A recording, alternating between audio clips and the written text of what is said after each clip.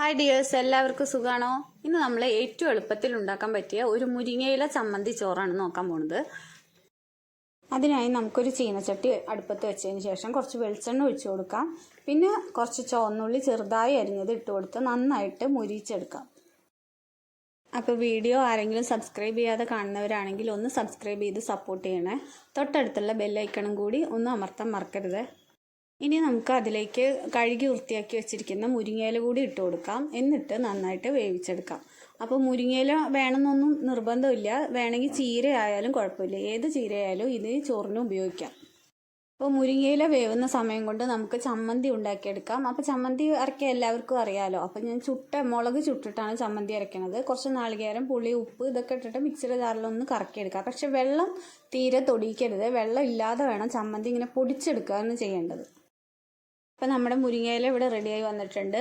എന്നിട്ട് അതൊന്ന് മാറ്റി കൊടുത്തതിന് ശേഷം ഞാൻ കുറച്ചുകൂടെ ഒന്ന് വെളിച്ചെണ്ണ ഒഴിച്ചു കൊടുത്ത് 2 മുട്ട ഇട്ട് കൊടുക്കുന്നുണ്ട്. ഇവിടെ കുട്ടികൾക്ക് മുട്ട നിർബന്ധം ആയതുകൊണ്ടാണ് മുട്ട ഞാൻ ഇട്ട് കൊടുക്കുന്നത്. വെജിറ്റേറിയൻസിന് ഇതിൻ്റെ ആവശ്യമില്ല. വേണമെങ്കിൽ മാത്രം ചേർത്താൽ മതി, യാതൊരു ആവശ്യമില്ല.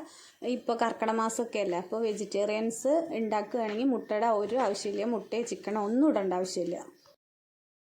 അപ്പോൾ ഇത് ആ മുട്ടയിലേക്ക് ഞാൻ കുറച്ച് ഉപ്പും ഇട്ടിട്ടുണ്ട്, കുറച്ച് മുളക് പൊടി ഇട്ട് കൊടുത്തിട്ടുണ്ട്. എന്നിട്ട് നന്നായിട്ട് ഇളക്കി കൊടുത്ത് ഇങ്ങനെ കഷ്ണമായി വരുന്ന രീതിയിൽ വേണം മുട്ട എടുക്കാൻ. ഇത് നമ്മൾ ചെറിയ ഉള്ളി എത്രത്തോളം എടുക്കുന്നു അത്രത്തോളം ടേസ്റ്റ് കൂടും.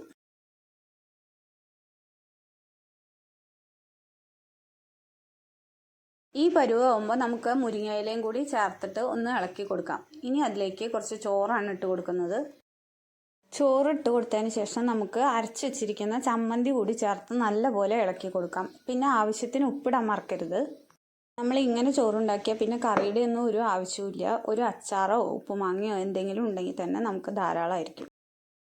ഇതൊരു നല്ല ലഞ്ച് ബോക്സ് റെസിപ്പിയും കൂടിയാണ്. പിന്നെ മുരിങ്ങയിലും ചീരയൊക്കെ ഇടുന്നത് കൊണ്ട് നല്ല ന്യൂട്രീഷ്യസ് ആയിട്ടുള്ള ഒരു ഭക്ഷണം കൂടി ആയിരിക്കും. കുട്ടികൾക്കൊക്കെ കൊടുത്താൽ നല്ലതാണ്. അപ്പോൾ വളരെ എളുപ്പത്തിൽ ഉണ്ടാക്കാൻ പറ്റിയ ഈ ഒരു റെസിപ്പി എല്ലാവർക്കും ഇഷ്ടമായെന്ന് വിശ്വസിക്കുന്നു. അപ്പോൾ എല്ലാവരും ഒന്ന് ലൈക്കും ഷെയറും സബ്സ്ക്രൈബും ചെയ്ത് സപ്പോർട്ട് ചെയ്യണേ. അപ്പോൾ ഈ ഒരു സമയത്ത് നമുക്ക് ആവശ്യത്തിനുള്ള ഉപ്പുണ്ടോയെന്ന് നോക്കിയതിന് ശേഷം ഉപ്പും കൂടി ചേർത്ത് ഒന്ന് ഇളക്കി കൊടുക്കാവുന്നതാണ്. ഇന്നത്തെ വീഡിയോ ഇത്രയേ ഉള്ളൂ. എല്ലാവർക്കും ഇഷ്ടപ്പെട്ടെന്ന് വിശ്വസിക്കുന്നു. താങ്ക്